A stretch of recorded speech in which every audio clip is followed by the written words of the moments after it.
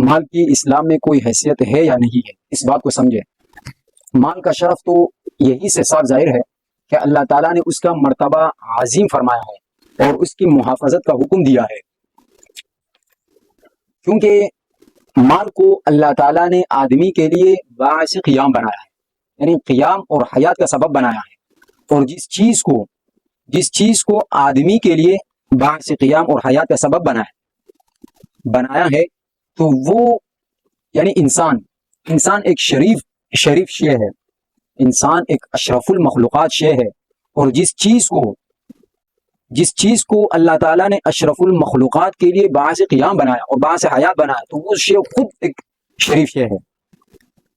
یعنی مال وہ خود ایک ضرور شریف شے ہے، اس لیے کہ اللہ تعالیٰ نے قرآن میں فرمایا ہے وَلَا تُؤْتُوا السُّفَهَاءَ أَمْوَالَكُمُ الَّتِي جَعَلَ اللَّهُ لَكُمْ قِيَامًا، تو یہاں پر اللہ تعالیٰ نے فرمایا ہے یعنی بیوقوفوں کو وہ مال مت دو جس کو اللہ تعالیٰ نے تمہارے لیے قیام کا ذریعہ بنایا۔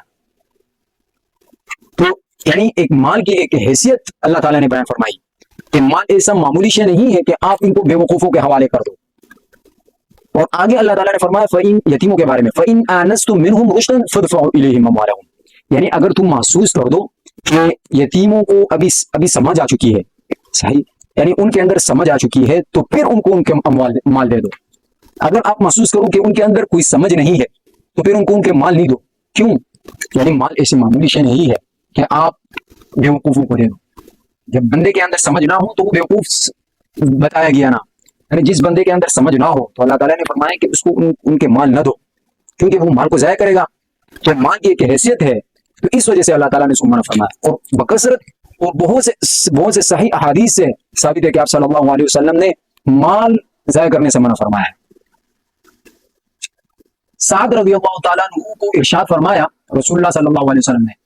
تمہارے لیے اپنے وارثوں کو خوشحال چھوڑ مرنا اس سے بہتر ہے کہ اس کو ایسی حالت میں چھوڑو کہ وہ یعنی محتاج ہو کر لوگوں کے سامنے ہاتھ پھیلاتے پھرے، یعنی آپ اپنے وارثوں کے لیے، اپنے اہل و عیال کے لیے اتنا مال چھوڑیں کہ وہ اس پر ان کا گزارا ہو سکے، تو یہ بہتر ہے اس سے کہ اس کو آپ محتاج ہو کر چھوڑ دیں۔ تو عمرو بن عاص رضی اللہ تعالیٰ عنہ کہتے ہیں کہ مجھ کو رسول اللہ صلی اللہ علیہ وسلم نے جب بلایا تو فرمایا کہ کپڑے پہن کر اور ہتھیار سجا کر میرے پاس آؤ۔ آپ صلی اللہ علیہ وسلم کی خدمت میں حاضر ہوا اور شاہ فرمایا کہ میں تم کو ایک لشکر پر حاکم بنا کر بھیجتا ہوں، اور اللہ تعالیٰ تم کو سلامت رکھے گا اور تم کو غنیمت عطا فرمائے گا، اور نیک نیتی کے ساتھ جس قدر چاہے مال لے لینا۔ تو عمرو بن العاص رضی اللہ تعالیٰ عنہ میں نے فرمایا یا رسول اللہ صلی اللہ علیہ وسلم، میں کچھ مال کی خواہش سے اسلام نہیں لایا بلکہ اسلام کی محبت سے مسلمان ہوا ہوں۔ نہیں سمجھے؟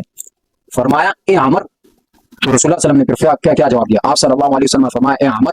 اچھا مال اچھے آدمی کے لیے ہوتا ہے، اسی طرح انس بن مالک رضی اللہ تعالیٰ عنہ فرماتے ہیں کہ رسول اللہ صلی اللہ علیہ وسلم نے خود میرے لیے مال کی دعا کی ہے، اللہم اکثر مالہ وولدہ کی دعا کی ہے